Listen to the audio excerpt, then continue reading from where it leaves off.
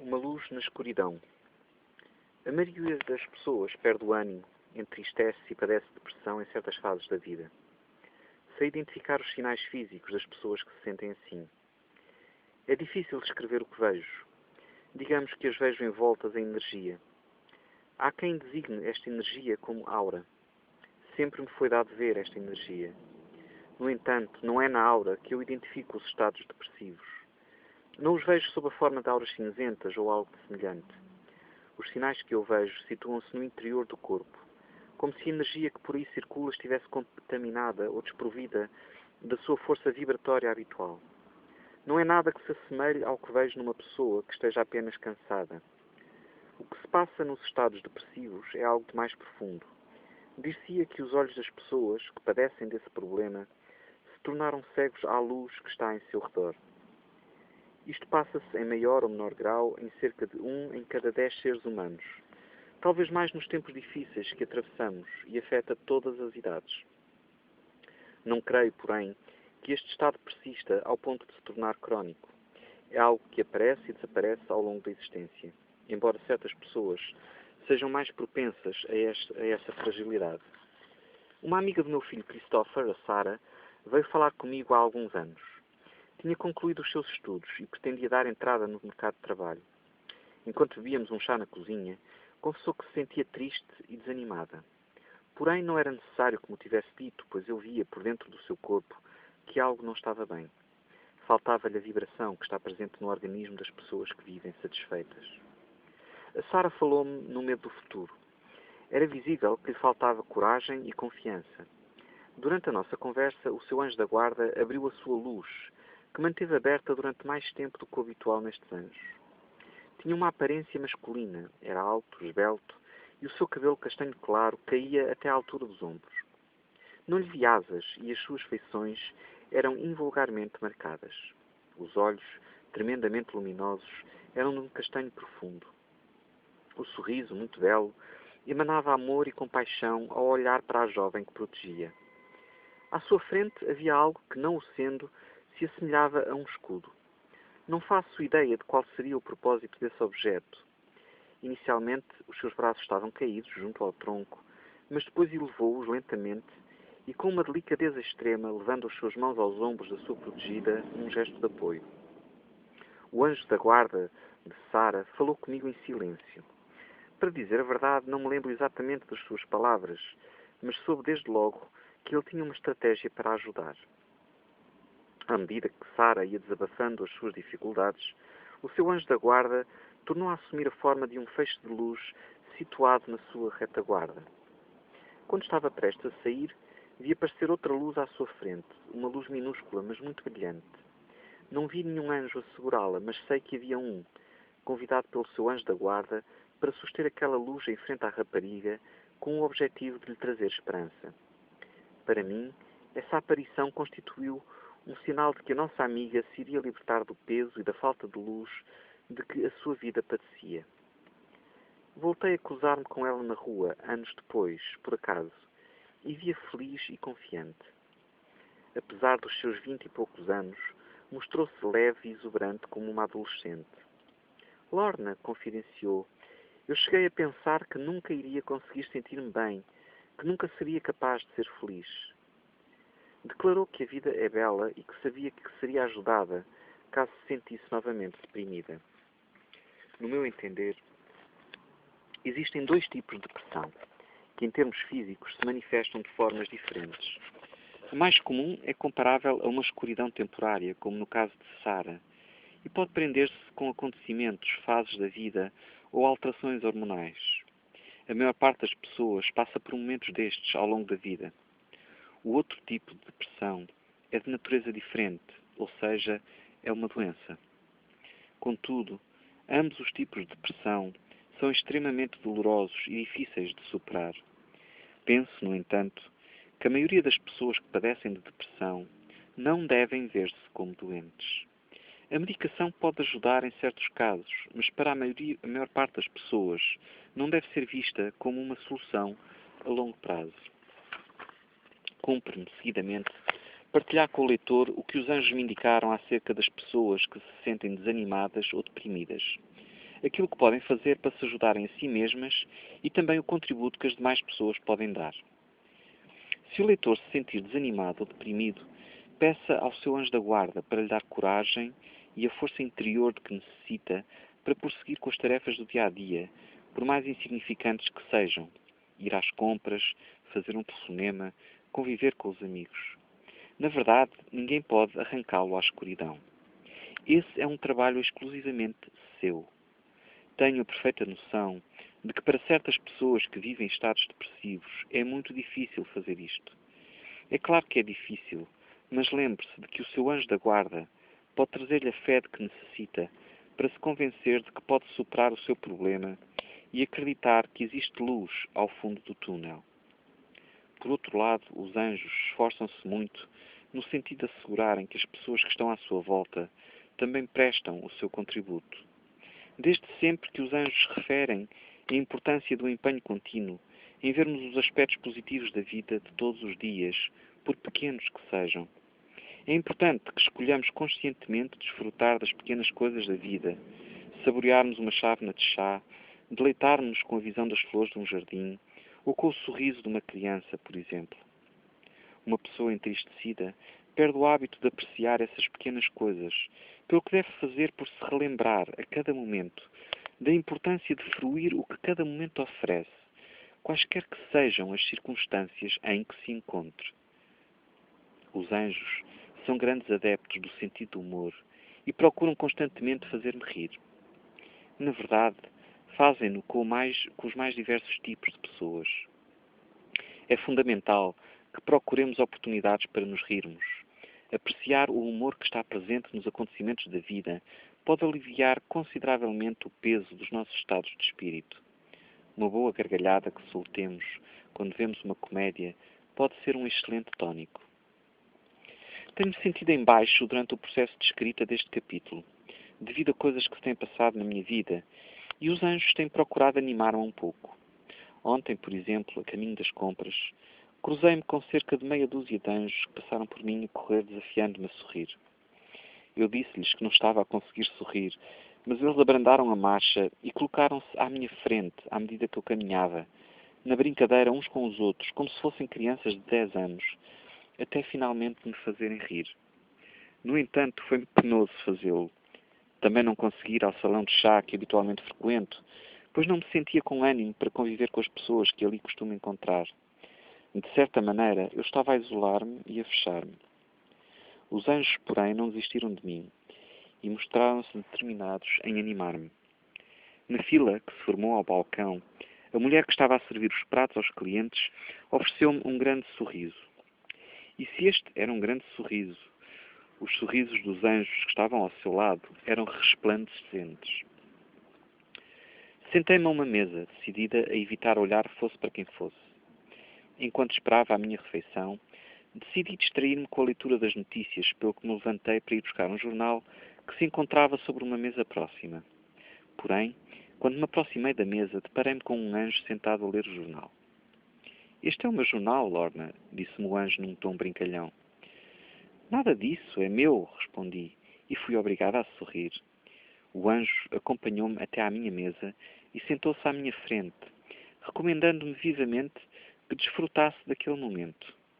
Para dizer a verdade, a minha tristeza nem sequer me permitia saborear a deliciosa refeição que pedira.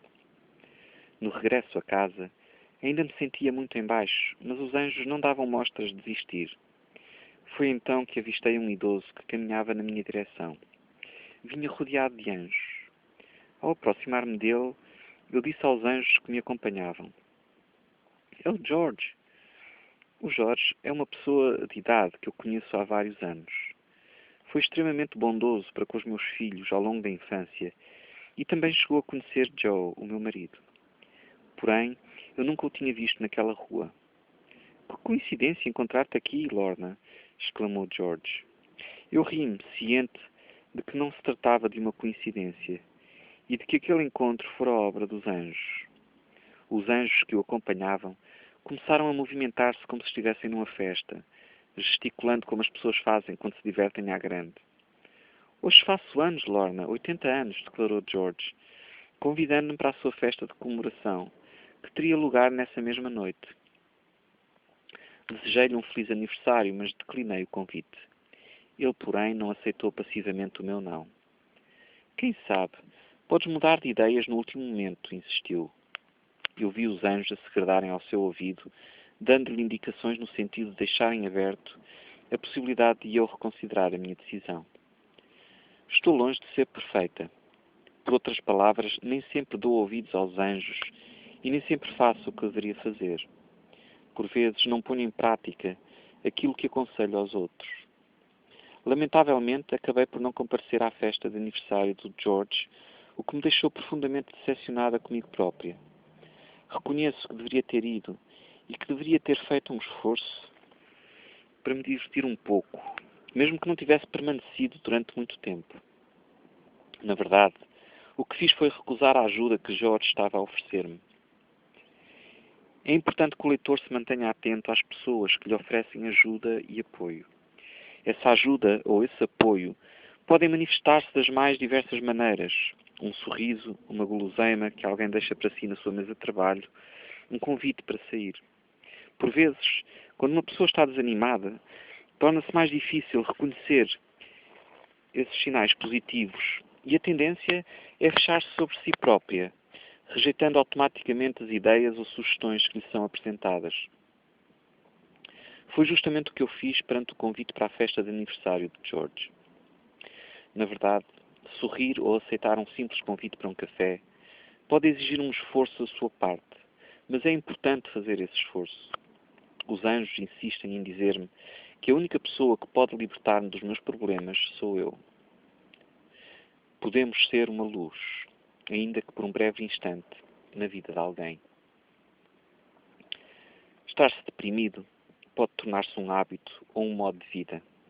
Se o leitor verificar em si próprio esta propensão, afirma o seguinte: não permitirei que isto se torne um hábito, e peça ajuda ao seu anjo da guarda.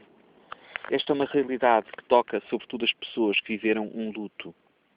É importante viver o luto, mas também é importante recomeçar a sorrir e a reconhecer as pequenas alegrias da vida, o que não significa que esquecemos a pessoa que partiu.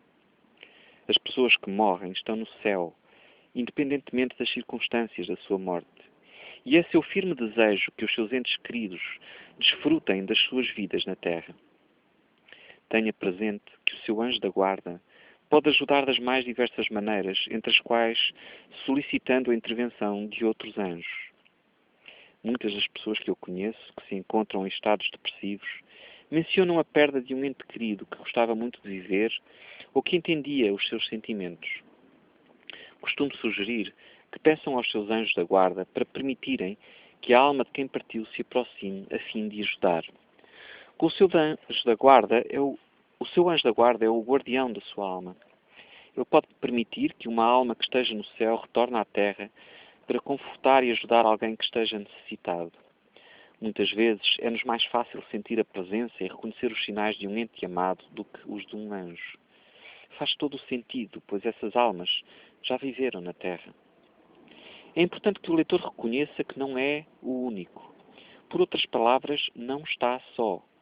São muitas as pessoas que passam por períodos de tristeza. Certamente que existem à sua volta pessoas que se sentem mais deprimidas do que o leitor.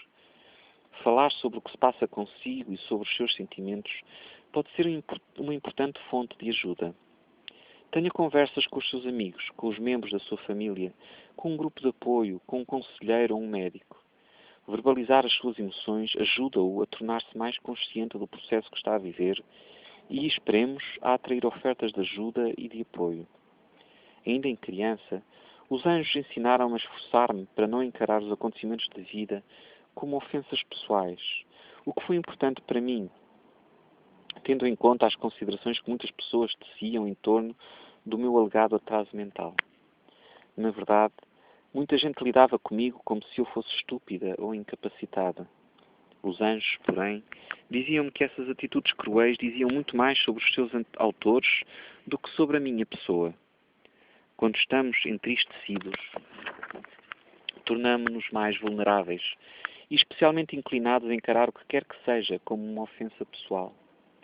Eu sei que é difícil superar este condicionamento, mas devemos aprender a criar o distanciamento necessário. A oração é poderosa em todas as circunstâncias e pode ser uma ajuda preciosa quando uma pessoa se sente deprimida. Os anjos ensinaram-me uma oração a que eu costumo recorrer quando me sinto triste. Oração pela alegria na minha vida. Por favor, meu Deus, afasta de mim esta nuvem de escuridão. Derrama sobre mim a tua luz. Envia os teus anjos para me ajudarem.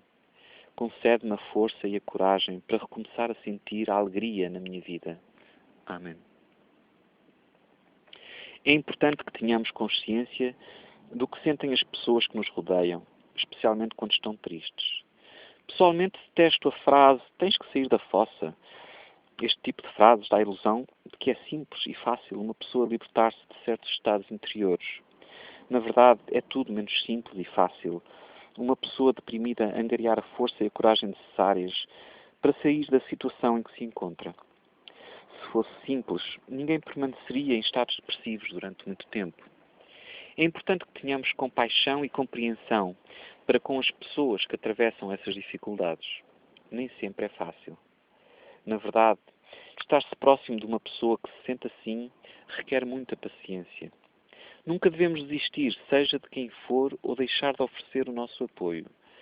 Se uma pessoa deprimida declinar um convite 10 vezes, não devemos desistir, mas, pelo contrário, continuar a convidar essa pessoa e manter a porta aberta, pois pode chegar um momento em que ela finalmente aceita e, quem sabe, esse passo pode ser importante na sua vida.